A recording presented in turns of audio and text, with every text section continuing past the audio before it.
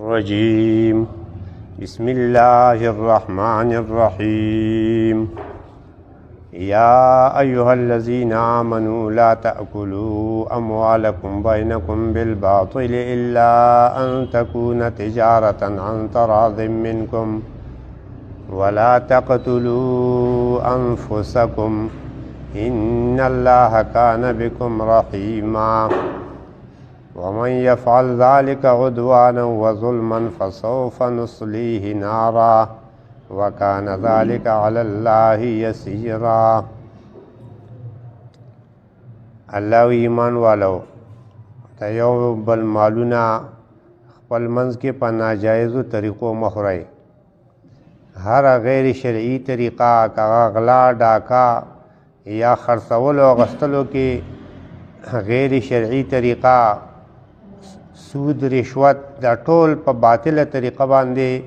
د یو بل مال خوړل دي. الله وی دا مخورئ چې ایماندار یې د ایمان دعویدار یې دا به نه کوئ. د یو بل نه څه ګټه او منافع کوئ نو د هغې دپاره طریقه شته الا ان تکونه تجارتا عن تراض منکم، مگر که تجارت وي او ستاسو منځ کې یو بل سره په رضامندګۍ وي نو تجارت د پاره الله اصولم ذکر کړو عن تراض منکم چې دا تجارت د دوه تنو منځ کې د رضامندګۍ یو معامله ده، یو عقد دی. د هغې دپاره تیر شو درسونو کې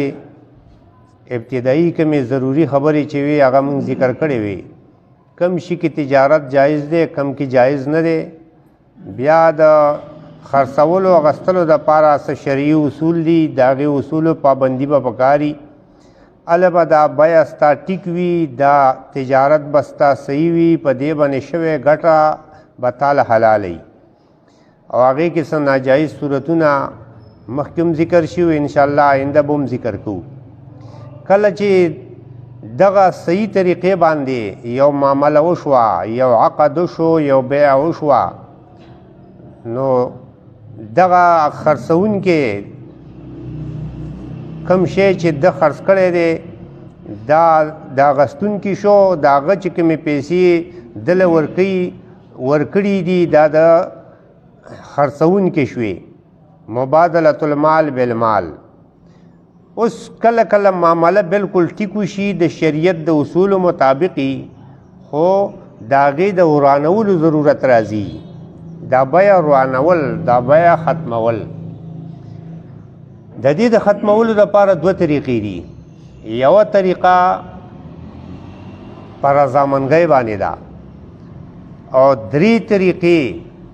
جبرن دي. جبرن مطلب دا چې یک طرفه یو تن اختیارمند دی چې دا بیه روانه کي، او دا صرف درې صورتونه دي. او په رضامندګۍ باندې چې دواړه رضامند شي، بیه مونږ کړې وه خو بس ورانوي، زما دا شی نه دی خوښ، یا وایي زما ضرورت دی نه خرڅومه واپس کومه، نو دغه څلورم صورت دی. انشاءالله صرف دا څلور خبرې نن ذکر کوو. کم درې حالتونه چې په هغې کې جبري طور دا معامله یو تن ورانولی شي، که بل رضا دی او که رضا نه دی، نو یو په هغې کې دی خیار شرط. خیار شرط دې ته وایي اخیستونکی یا خرڅونکی ووایي دا بیه خو کوو،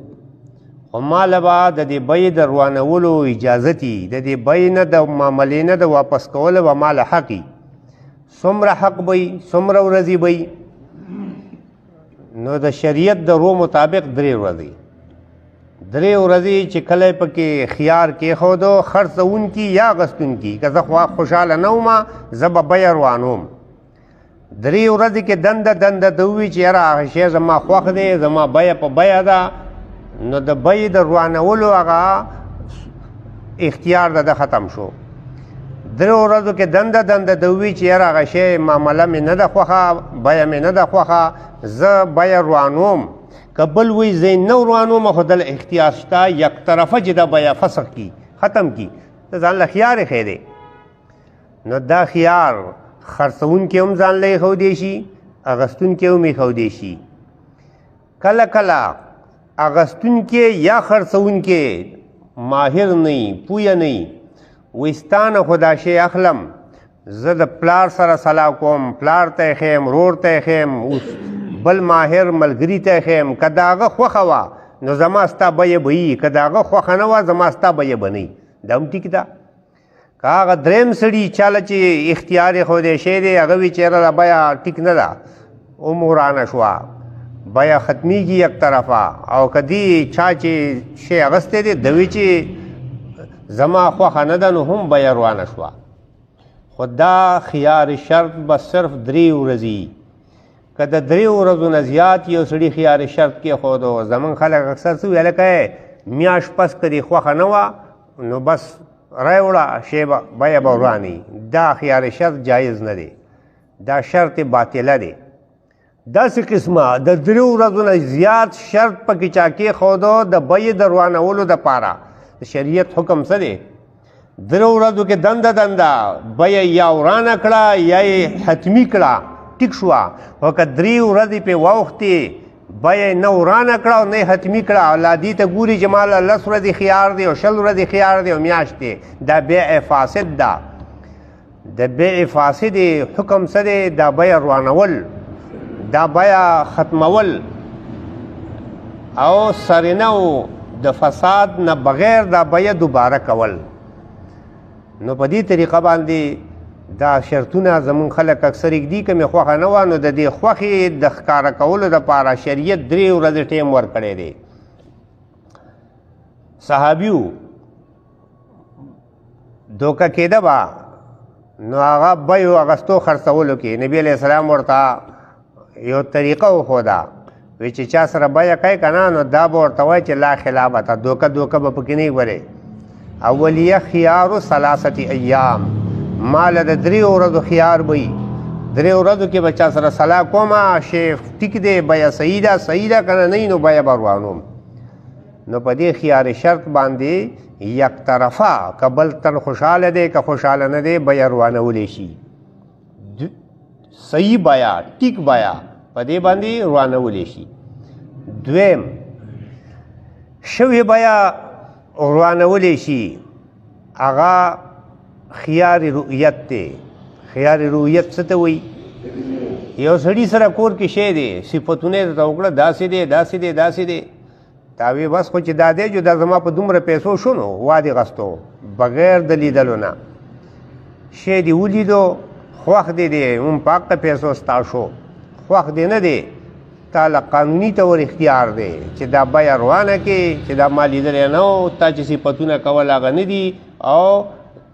زه دا نه اخلم نو دې ته ویلی کېږي خیار رؤیت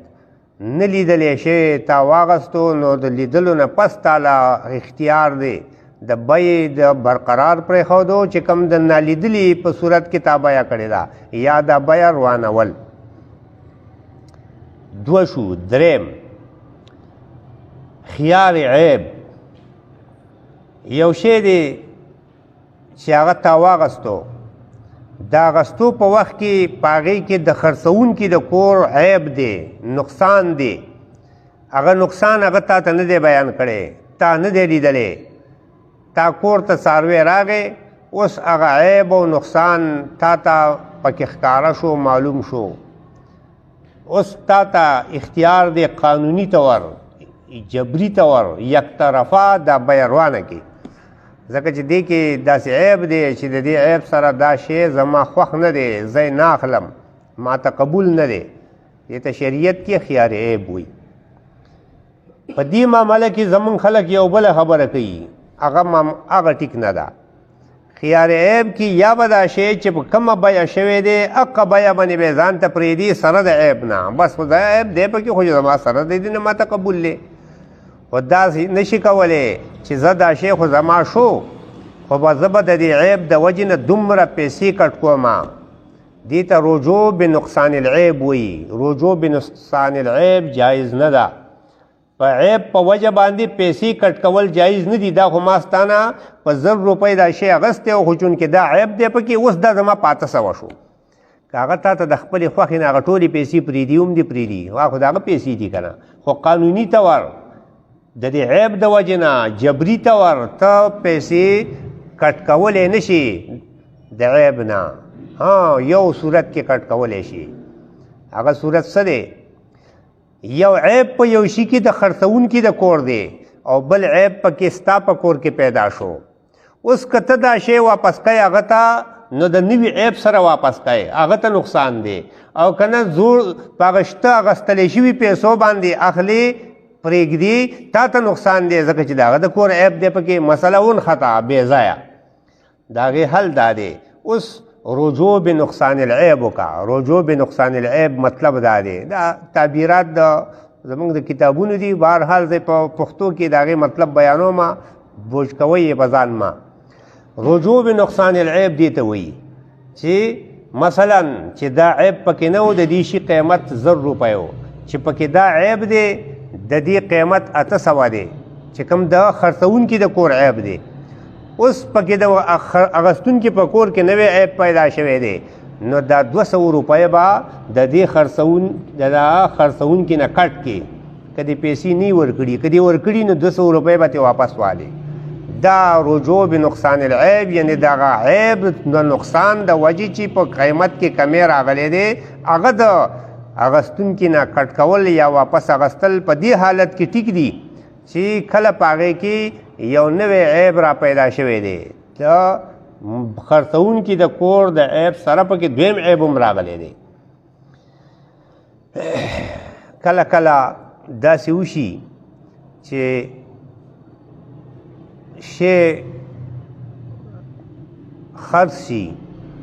اخیستونکی پکې زیاتې وکړي. مثلا کپړه خرڅه شوې ده، اخیستونکي فقهای مثال ذکر کوي هر شی چې دی هغه د هغې نه جامې جوړې کړي دي. اوس کپړه وکتې شوه روسته ده، خرابه ده. نو دا خرڅونکی دا نشي ویلی چې یاره دا روغې جامې ماله واپس ده. ولې؟ ځکه په دې کې د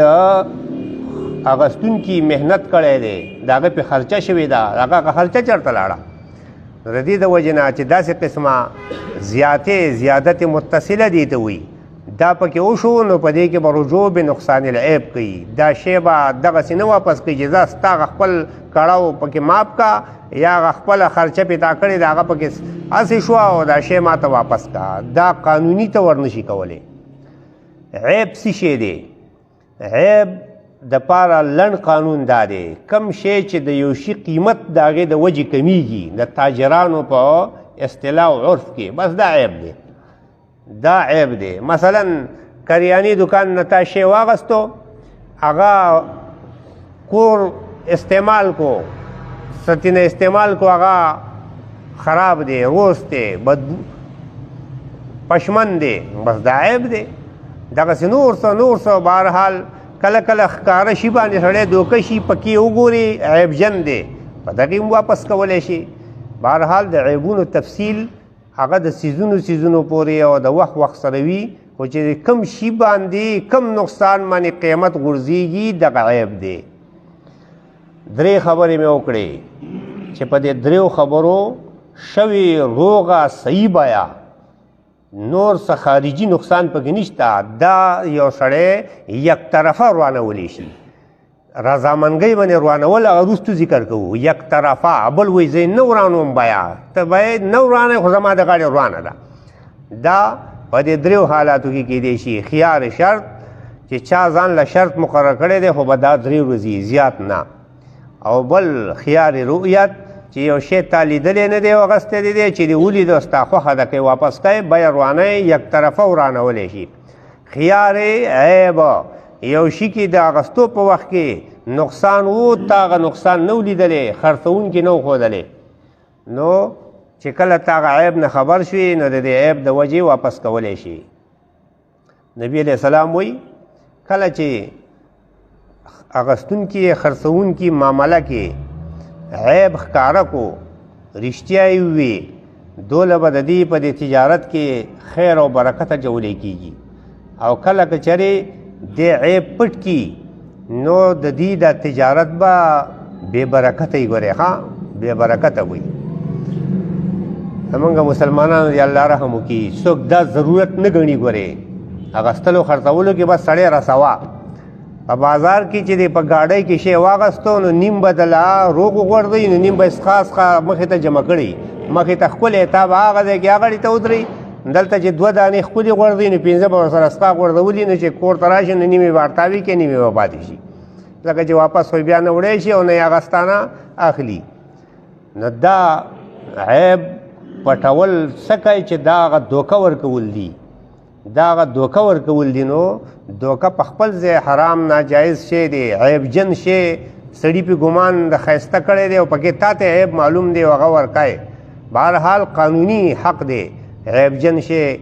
هغې واپس کول خپل مالک ته عیبجن شی د مالک دی درې خبرې شوې څلورم د بیې د ورانولو یو صورت دی چې هغه په رضامندګۍ باندې دی خو په رضامندګۍ باندې په دوو طریقو دی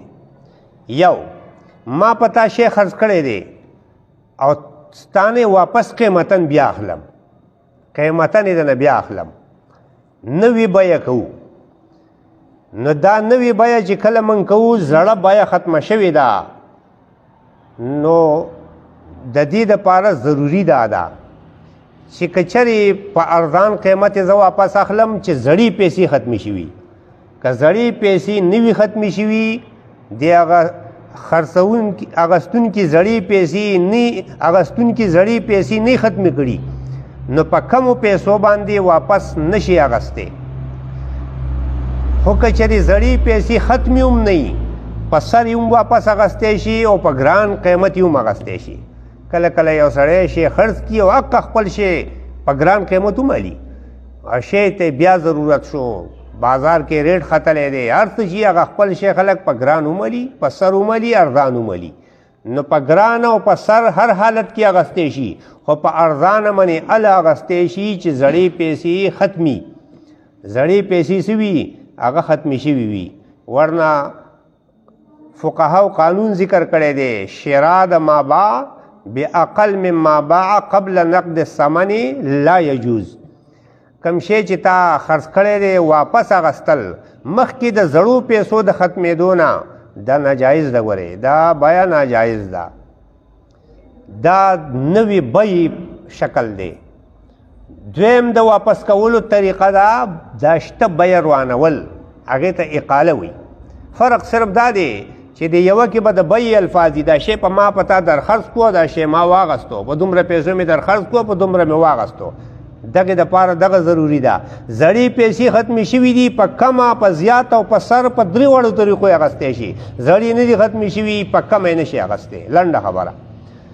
بل د دې بیې د روانولو دپاره بل شکل دی هغې ته اقاله وي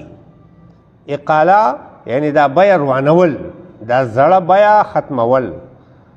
خرڅونکي خپل سودا واپس اغستل اغستونکي پیسې واپس اغستل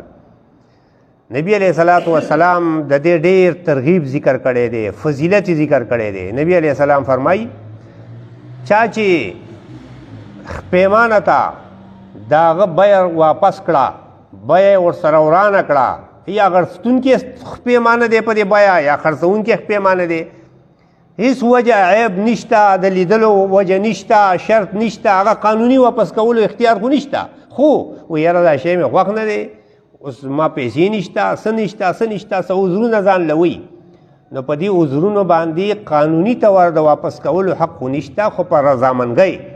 خرڅونکی وایي زه یې واپس کومه مال یې واپس کا اغستونکی وایي زه ټیک ته زما د غاړې بیه روانه دې ته اقاله وایي نو نبي علیه السلام وایي چا چې داسې پیمانه سړي ته د هغه بیه واپس کړه الله به د ده ګناهونه د ده نه واپس کي یعنې ګناهونه به یې وران کي د ده ګناهونه به الله معاف کي نو دا لوی د فضیلت او د لوی د اهمیت خبره نبی علیه السلام ویلې ده خو شرط دا دی په واپس کولو کې چې کومو پیسو بیه شوې ده هم په حقه پیسو به یې واپس کوي زمونږ خلک سیک دي ویل که بیه به واپس کړم خو ماله به پکې دومره ستومانتیا راکوي ستومانتیا شرعن حرام ده د څه شي عوض کې تعالی څه شي په عوض کې ته دا 1000 روپۍ او 2000 روپۍ 1000 روپۍ د ستومانتیا علي ګاډي کې څه کې خلک غټې غټې پیسې بلکې د بیې په وخت کې پکې دا شرط لګوي که څوک د بیې نه واوښته نو دومره ستومانتیا به ورکوي. دا ستومانتیا په شریعت کې نشته، دا غلط طریقه ده. ځان له شرط کېده، خیاري شرط کېده چې یاره 3 ورځو کې مې خوښه نه وه بیه به ورانه کړم، قانوني طور به تا ته حقي. خو دا خبره چې یاره څوک هم چې په دې کې پیمانه شو نو دی به 10,000 روپۍ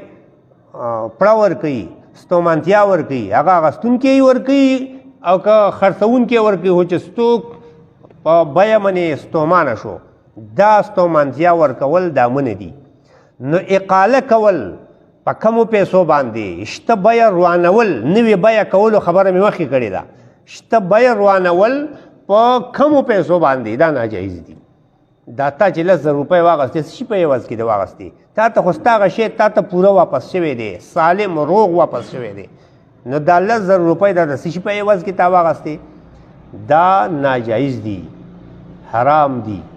که ته وایې چې مال یې په خوښه راکړي دي، دا رشوت خلک په خوښه ورکوي، سود خلک په خوښه ورکوي، دا په زور باندې څوک د چا نه اخلي، خو څه د مجبورۍ نه یې ورکوي. د هغه هم دا مجبوري ده چې اوس دا شی خوښ نه دی، پیسې نشي پیدا کولی، وی خیر دی سړی د الله سره دې لاړې شي خو اوس نورې پیدا کولی نه شم، تاواني شو چېرته هر څه وجه چې ده. نو دا زیاتې پیسې یعنی پیسې کټ کول په ستومانتیا کې شرعاً منع دي. یو صورت کې جایز دي. څه صورت کې؟ کم شی تا په هغه خرڅ کړی و، هغه شی هغه نقصاني کړی دی، قیمت یې غورځېدلی دی، اوس د استعمال د وجې نه ګاډی دی هغه په هغې کې ډیمج شوی دی، اوس هغه د هغه قیمت نه دی چې کم تا خرڅاو، بل شی دی چې په هغه کې په دې اخیستونکي په کور کې پکې داسې نقصان پیدا شوی دی چې د هغې د وجې نه د هغې قیمت غورځېدلی دی، بیا ټیک ده. بیا په دې صورت کې د دغه نقصان د وجې نه پیسې د هغه نه کټ کړئ، بیا ټیک ده. خو که چېرې هم هغه شی دی هغه حالت کې دی او ته شی واپس کوې او تش د دې واپس کولو د دې ستومانتیا په وجه باندې هغې کې پیسې کټ کوې، نو دغه پیسې کټ کول جایز نه دي، دا منع دي. بهرحال زمونږ خلک دا خبرې ضرورت نه ګڼي، که ضرورت یې ګڼلی نو دا چاپېره اوس هم دا روډونه ډک دي، دا ښه خبر دی چې دا خبرې دا ځای کېږي، خو ضرورت نه ګڼي. نو دغه بس ځان له په ګوتو باندې 2 خبرې یو بل سره جوړی او بس دا بیه ده او دا حلال رزق دی او تجارت دی. حلال رزق او تجارت دا داسې آسان دی. عمر رضی الله تعالی عنہ په بازار کې چې به څوک د اغستلو خرڅولو مسایلو باندې پویه نه و، هغه ته به دکانداري اجازت نه ورکاو. تا د دې مسایل زده کړي دي چې تا اغستل خرڅول ته دکانداري کوې، نو دا اغستل خرڅول دا یوازې د دکاندار کار نه دی. ته کور څاروی خرڅی، ځمکه خرڅی، بل شی خرڅی، دا ټول تجارت دی. هر سړي ته پکار ده چې دا بنیادي ضروري خبرې د اغستلو خرڅولو چې دي دا زده کړي. نن په دې اکتفا کوو. تاسو څه خبرې ذهن کې پیدا شوي د هغې ووایئ.